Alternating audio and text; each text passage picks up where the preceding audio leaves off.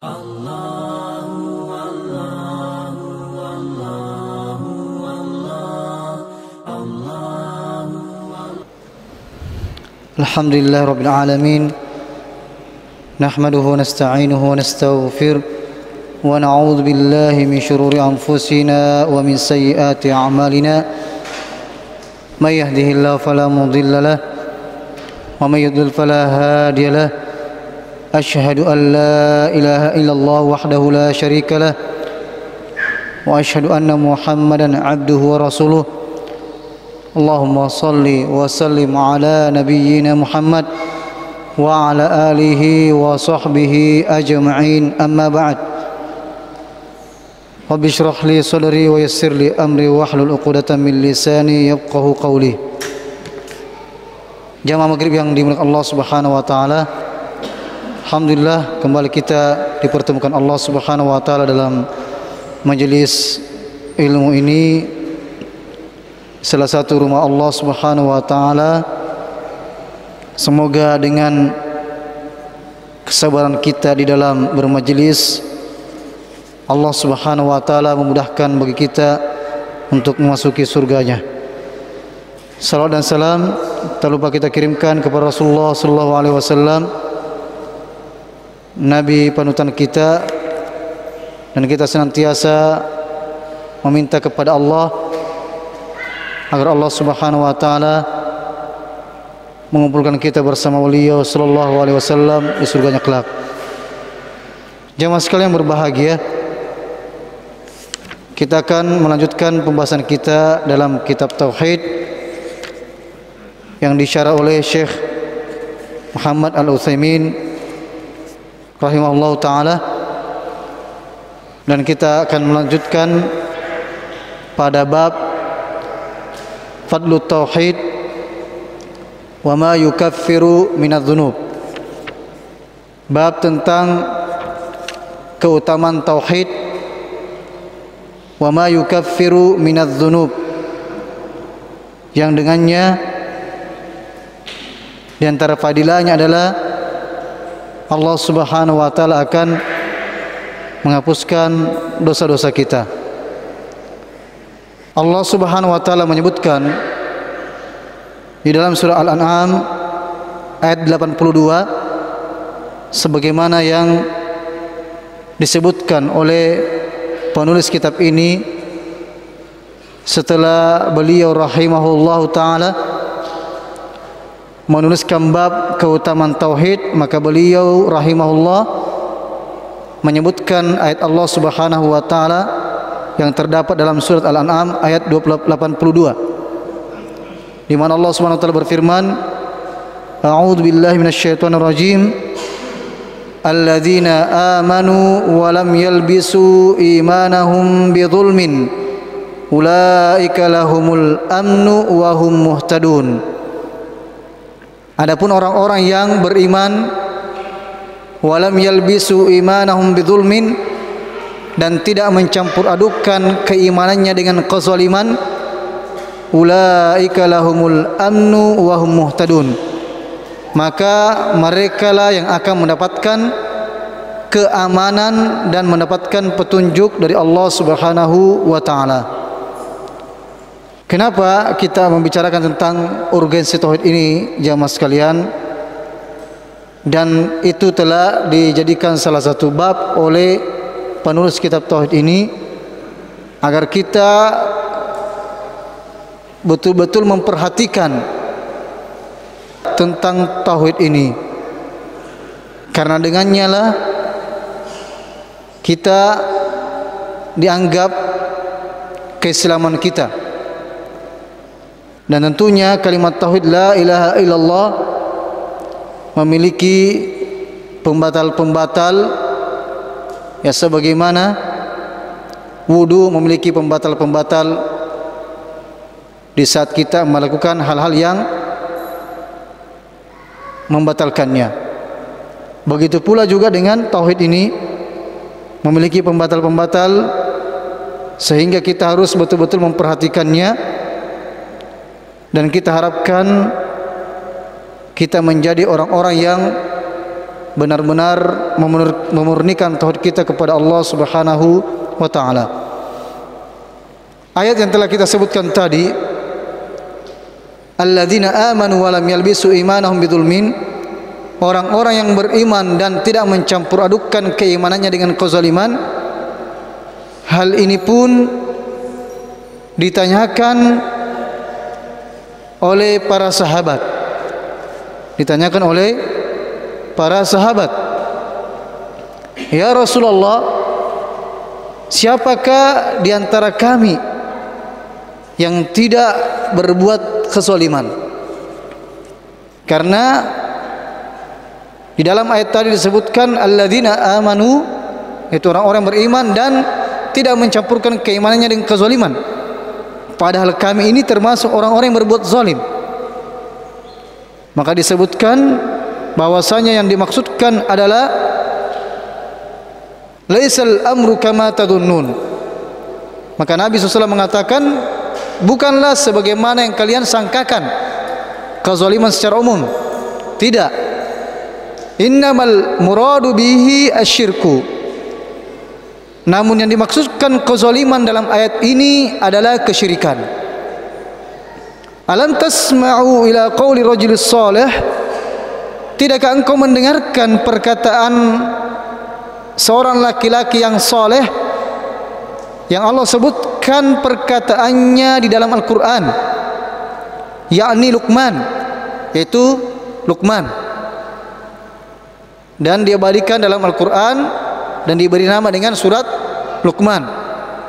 Ketika Luqman mengatakan kepada anaknya, inna syirka la zulmun azim, sesungguhnya kesyirikan itu adalah kezaliman yang sangat besar. Nah, ini yang dimasukkan dalam ayat ini. Orang-orang yang beriman dan tidak mencampurkan keimanannya dengan kesyirikan. Kenapa kesyirikan tersebut dikatakan kezaliman? Karena kezaliman itu bermakna menempatkan sesuatu bukan pada tempatnya, memberikan hak kepada bukan yang berhak. Allah Subhanahu wa taala yang telah menciptakan kita, sebagaimana telah kita sering menyebutkan dalam surat Al-Baqarah, ya ayuhan nasu ubudu rabbakumul ladzi khalaqakum, hai orang-orang yang, hai sekalian manusia, sembahlah Tuhanmu yang telah menciptakan kalian dan menciptakan orang-orang sebelum kalian, la'allakum tattaqun, agar kalian bertakwa.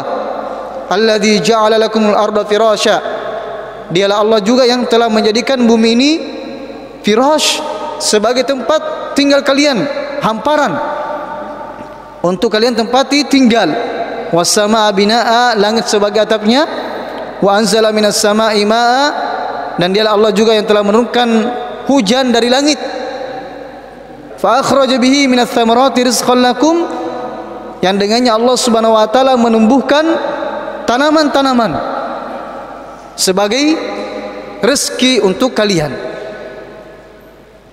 Kemudian Allah mengatakan, fala taj'alu lillahi andada, karena kalian telah meyakini, kalian telah mengetahui Allah Subhanahu wa taala yang telah menciptakan kalian, Allah Subhanahu wa taala yang telah menciptakan bumi ini untuk kita, Allah Subhanahu wa taala telah menurunkan hujan dan menumbuhkan tanaman-tanaman sebagai rezeki untuk kita.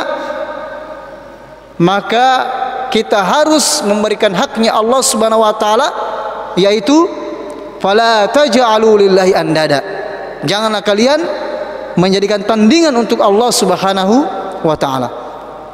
Maka tak kalah seorang muslim atau seorang manusia yang yakin bahwasanya Allah penciptanya, namun mereka justru meminta kepada selain Allah Subhanahu wa taala, menjadikan tandingan untuk kepada Allah Subhanahu wa taala, maka dia telah berbuat kezaliman. Karena memberikan hak, menempatkan suatu hak bukan pada yang berhak. Jadi kezaliman itu adalah menempatkan sesuatu bukan pada tempatnya. Az-zulmul zulm, dan kezaliman yang sangat besar adalah asyirku fi haqqillah, menyekutukan Allah Subhanahu wa taala. Dan kesyirikan jemaah sekalian, di sini beliau sebutkan ada 3. Yang pertama, azlamuz zulm, kezaliman yang sangat besar. Wa huwa syirku fi haqqillah, yaitu menyekutukan Allah Subhanahu wa taala. Yang kedua, zulmul insan nafsahu, seseorang yang menzalimi dirinya sendiri. Fala yu'tiha haqqaha misl ayyasuma fala yuftir, seperti orang yang tidak memberikan hak untuk dirinya. Misalnya kata beliau, ayyasuma fala yuftir, berpuasa dan tidak berbuka setelah masuknya waktu buka puasa. Ya, bukanlah sesuatu yang terpuji meneruskan puasa jemaah sekalian, justru tercela. Dan sunnahnya adalah bersegera berbuka di saat waktu buka puasa telah masuk. Wa yakumu fala yanam, kemudian dia juga salat malam sampai tidak ada tidurnya sama sekali. Tentunya ini selain daripada bulan Ramadan. Ya, kalau bulan Ramadan memang ada kekhususan, terutama 10 hari terakhir memperlama ya salat malam kita. Namun ini secara umum, ya sebagaimana yang telah kita ketahui bersama, seseorang yang telah berkata atau 3 orang yang telah bertanya kepada istri Rasulullah SAW bagaimana ibadahnya Nabi SAW. Setelah itu mereka pun mengatakan, yang pertama, ya setelah ini saya akan berpuasa terus menerus, tidak akan berbuka. Artinya sepanjang tahun dia berpuasa, ya tidak ada sela-selanya. Karena padahal puasa yang paling afdal adalah puasanya Nabi Daud, sehari berpuasa, sehari tidak. Ini batasan paling maksimal ibadah berpuasa untuk puasa sunnah. Kemudian yang lain mengatakan, ya setelah ini saya akan sholat malam terus dan tidak akan tidur pada waktu malam. Yang ketiga mengatakan, sejak ini saya tidak akan menikah lagi. Ya, maksudnya tidak mau menikah. Ya, karena memang awalnya belum menikah. Maka Nabi SAW pun marah, ya, dan mengatakan, sesungguhnya akulah yang paling bertakwa di antara kalian, sebagaimana dalam makna hadis tersebut. Namun saya ini berpuasa tapi juga berbuka. Ya, wa aqumul lail wa arqud, saya juga salat malam namun juga ada tidurnya. Wa atazawwajun nisa, dan juga saya menikah.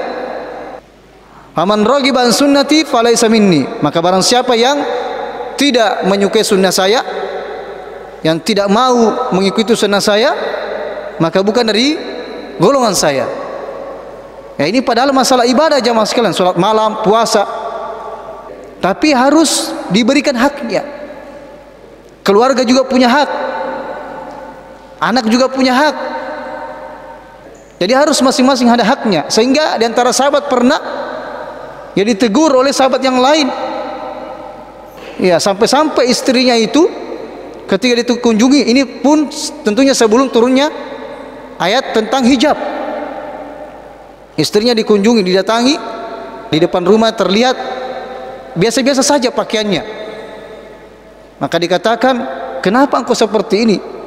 Dikatakan, saudaramu itu seakan-akan tidak ada lagi kebutuhannya di dunia ini. Jadi istrinya tidak berpenampilan untuk suaminya. Makanya ditegur.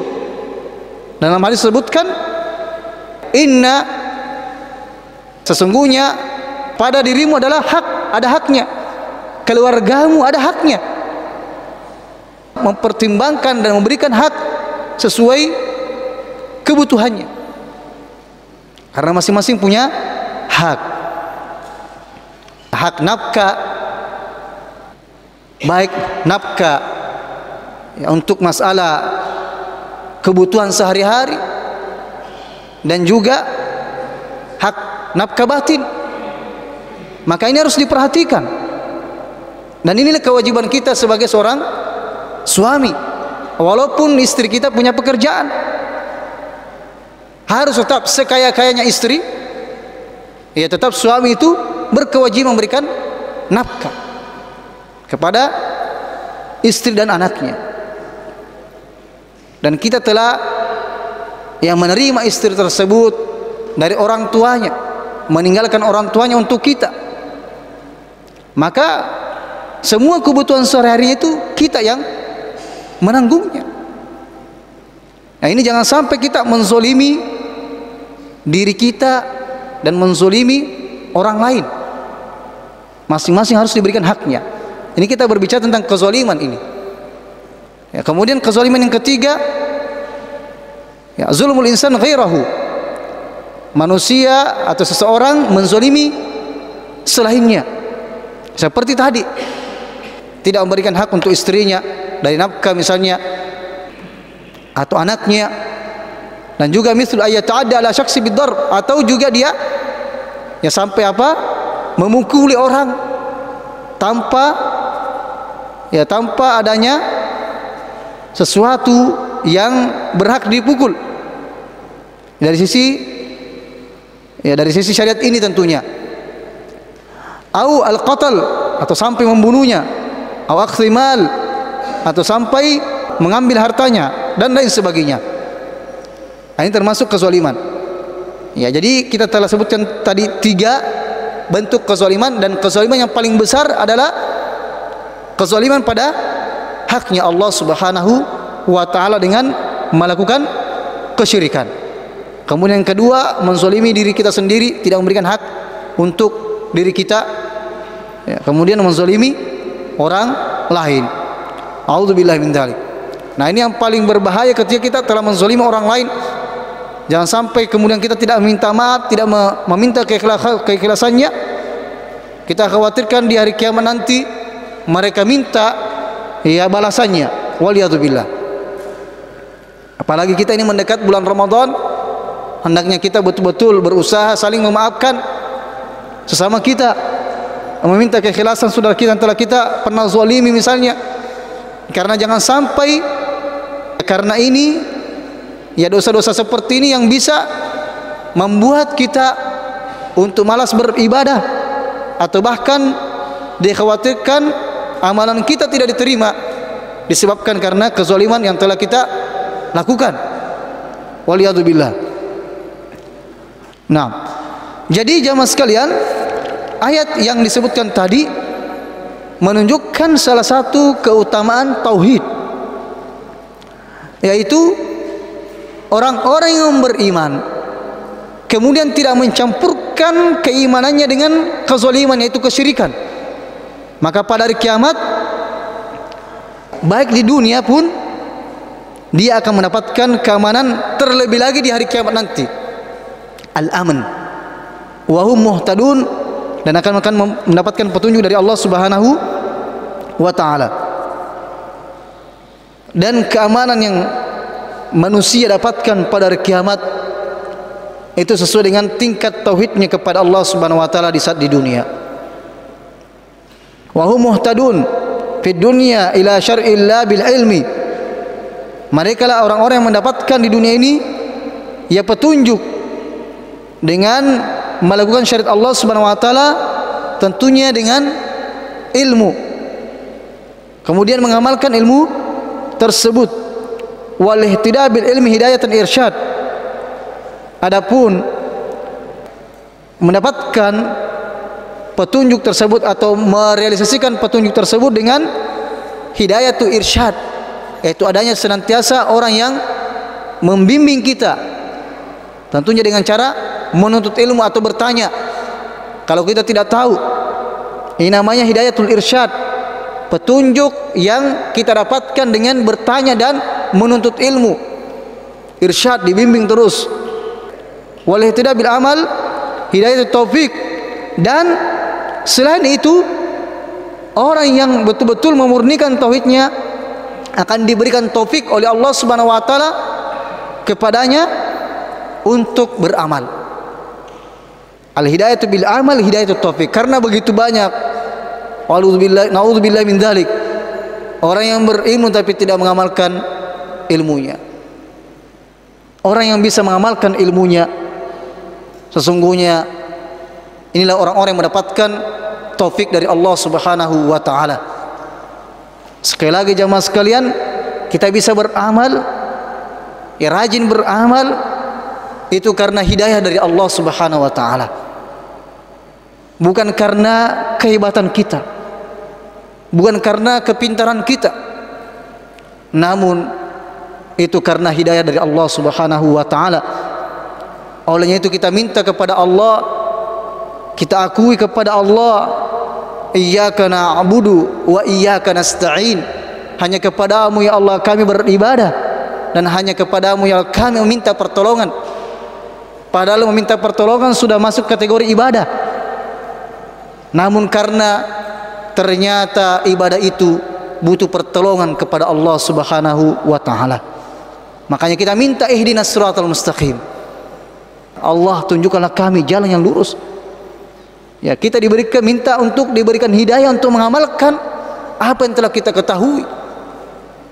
Illal ladzina amanu wa amilus sholihat, orang-orang yang, kecuali orang-orang yang beriman dan mengamalkan amalan soleh. Nah, ini yang kita selalu minta kepada Allah. Selain kita minta untuk disampaikan bulan Ramadan, Allahumma ballighna Ramadan, lebih daripada itu kita minta agar Allah Subhanahu wa taala memberikan kita taufik untuk memaksimalkan ibadah di bulan Ramadan sehingga kita mendapatkan ampunan Allah Subhanahu wa taala.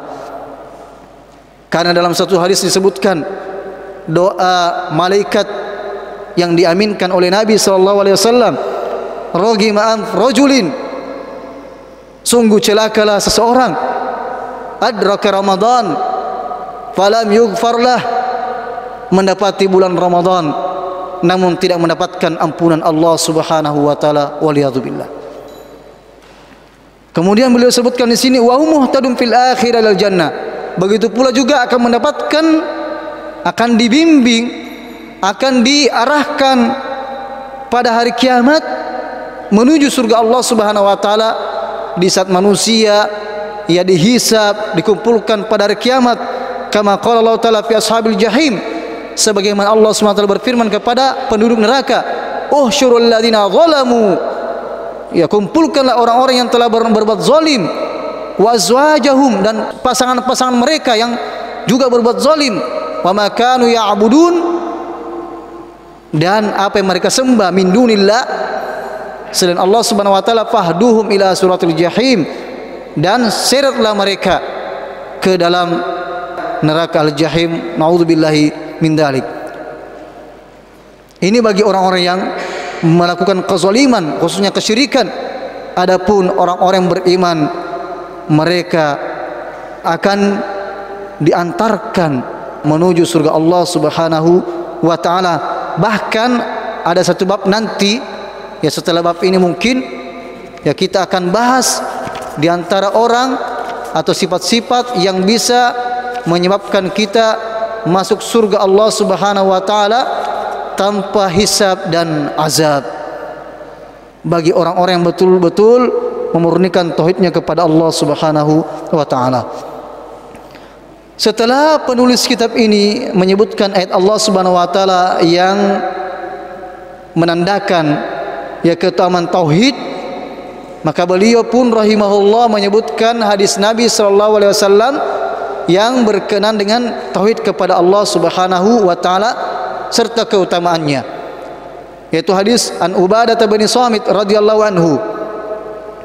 Dari sahabat Ubadah bin Samit radhiyallahu anhu, beliau mengatakan, qala Rasulullah sallallahu alaihi wa alihi wasallam, bersabda Nabi sallallahu alaihi wa alihi wasallam, man syahida an la ilaha illallah barang siapa yang bersaksi tidak ada Tuhan yang berhak disembah kecuali Allah wahdahu la syarikalah, dialah satu-satunya yang berhak disembah, la syarikalah, tidak ada sekutu baginya, wa anna Muhammadan abduhu wa rasuluh, dan Muhammad adalah hamba Allah dan Rasul Allah, wa anna Isa Abdullah wa rasuluh, dan Isa adalah hamba Allah dan Rasulnya, wa kalimatuhu alqaha ila Maryam wa ruhum min, wal jannatu haqqun wan nar haqq. Begitu pula juga kalimat yang ditiupkan kepada ya Maryam yang menjadikan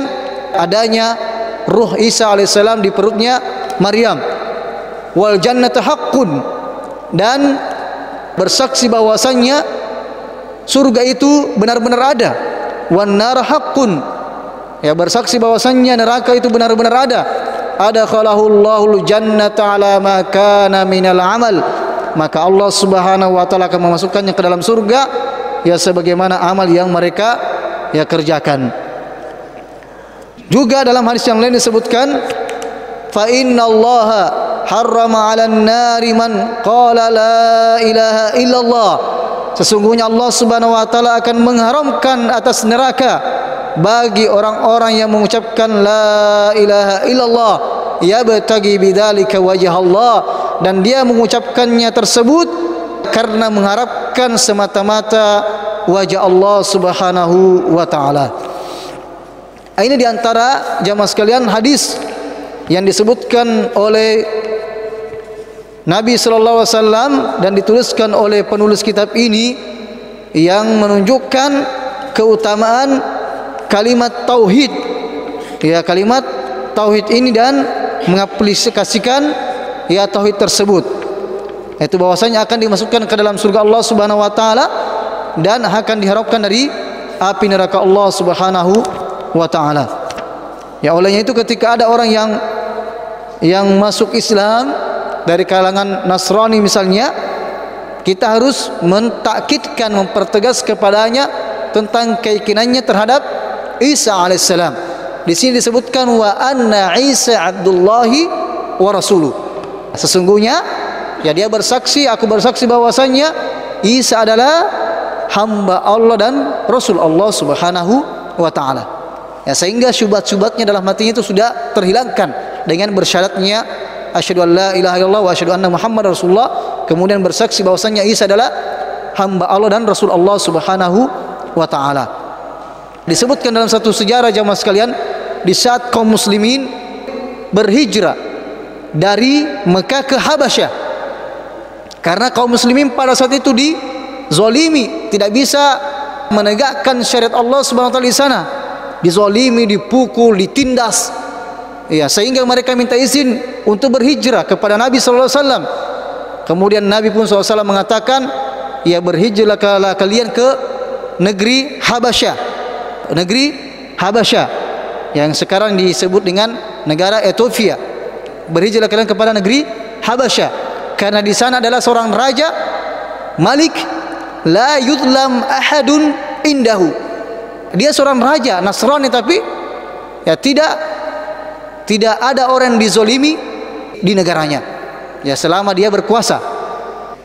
Kemudian jamaah sekalian, ketika hijrah yang pertama, kemudian hijrah yang kedua, karena dua kali kaum muslimin berhijrah ke Habasyah, itu disebabkan karena kenapa? Hijrah yang pertama mendengarkan adanya isu bahwasannya penduduk Mekah telah beriman, sudah aman keadaan. Kenapa terdengar isu bahwasannya penduduk Mekah telah beriman?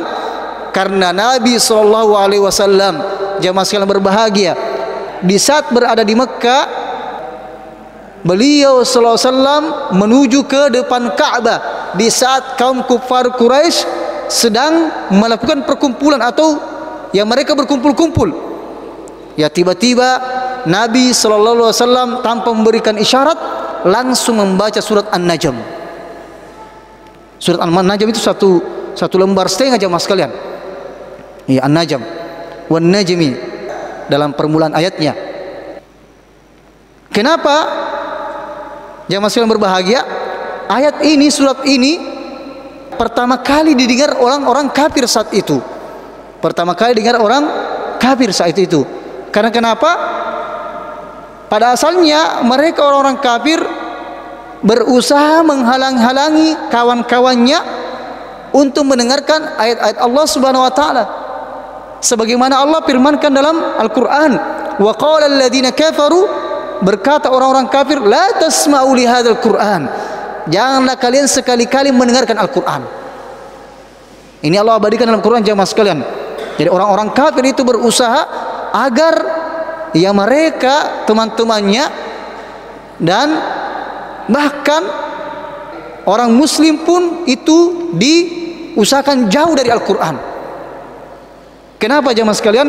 Karena ketika orang kafir mendengarkan Al-Quran, mentadabburi, padahal apalagi orang-orang Mekah itu orang Arab yang paham tentang bahasa Arab, Al-Quran berbahasa Arab ya, sehingga ketika mereka mendengarkannya mereka bisa terpengaruh, yang menyebabkan orang kafir itu melarang teman-temannya mendengarkan Al-Quran. Namun pada saat itu jamaah sekalian, Nabi kita Muhammad SAW membaca surah An-Najm tanpa ada isyarat sebelumnya, sehingga tidak sempat mereka saling melarang. Ketika Nabi SAW membaca surah An-Najm yang menyebutkan tentang kebesaran Allah Subhanahu wa taala, ya ma dhalla sahibukum wa ma ghawa, menegaskan bahwasanya Muhammad ini bukanlah orang yang sesat, sampai akhir ayat jamaah sekalian dalam surat An-Najm. Kita lihat dalam surah An-Najm untuk mempertegas ada beberapa ayat yang sangat penting berkaitan dengan surah An-Najm ini jamaah sekalian, yang sebagai juga peringatan kepada kita semuanya agar kita berusaha mentadabburi ayat-ayat Allah Subhanahu wa taala. Kata Allah Subhanahu wa taala, "Apa min hadzal hadits ta'jabun?" Apakah dengan perkataan ini kalian kaget, terheran-heran? Wa tadhakuna wa la tabkun? Namun kalian hanya tertawa dan tidak menangis mendengar ayat-ayat Allah Subhanahu wa taala. Ini penegasan dari Allah Subhanahu wa taala jemaah sekalian. Boleh jadi kita selama ini membaca ayat Allah Subhanahu wa taala tidak mentadabburi ayat Allah Subhanahu wa taala, tidak tertaksir, tidak merasa dengan adanya penambahan iman dalam hati kita ketika mendengarkan ayat Allah Subhanahu wa taala. Padahal lau anzalna hadzal Qur'ana ala jabal, seandainya Al-Qur'an ini diturunkan kepada gunung, la ra'aitahu khasyam mutasaddian min khasyatillah, kalian akan mendapatkan gunung tersebut hancur karena takut kepada Allah Subhanahu wa taala. Wa antum samidun fasjudu lillahi wa'budu. Maka di akhir ayat mengatakan sujudlah kepada Allah Subhanahu wa taala dan sembahlah Allah Subhanahu wa taala. Maka di akhir surah An-Najm ini tertulis di situ tanda untuk sujud sajadah, sujud tilawah. Ya, kalau kita membaca surah An-Najm di akhirnya itu kita dianjurkan untuk sujud di akhir surat An-Najm, baik di saat kita sholat kita membaca surah An-Najm, walaupun kita di luar sholat. Ketika Nabi SAW membaca surah An-Najm jamaah sekalian, terakhirnya mengakhiri surah An-Najm, maka beliau pun sallallahu alaihi wasallam sujud, dan serta merta orang-orang kafir itu tidak bisa menahan dirinya kemudian sujud semuanya. Nah, ini keajaiban Al-Quran, mukjizat Al-Quran jamaah sekalian. Ini yang dikhawatirkan orang kafir tadi. Jangan sekali-kali kalian mendengar Al-Quran, ya sudah mereka terdengar, ya terbawa dengan kalamullah Subhanahu wa taala begitu indahnya, mereka pun tidak bisa menahan dirinya tersujudkan.